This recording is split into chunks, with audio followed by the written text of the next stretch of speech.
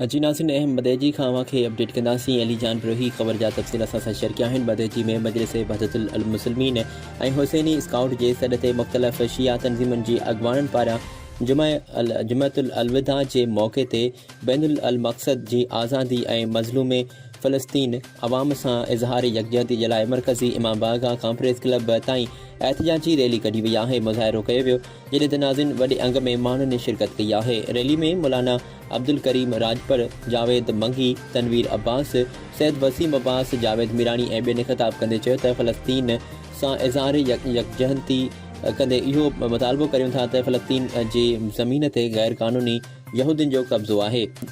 मज़लूम फ़लस्तीन ते इसराइल फ़ौज जो ज़ुल्म बमबारी रोज़ जो मामूल बणियल आहे।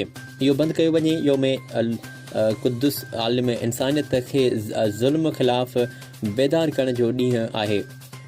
आलिम इस्लाम खे हिमत करे या दहशतगर्दी बंदि कराइण में पंहिंजो किरदारु अदा करणो पवंदो। हुननि पाकिस्तानी हुकूमत खां मुतालबो कंदे चयो त पाकिस्तान इस्लामी मुल्क आहे हुजण जे करे हैसियत सां योम अल क़ुद्दुस खे हुकूमती सतह ते वधाइण जो ऐलान करे।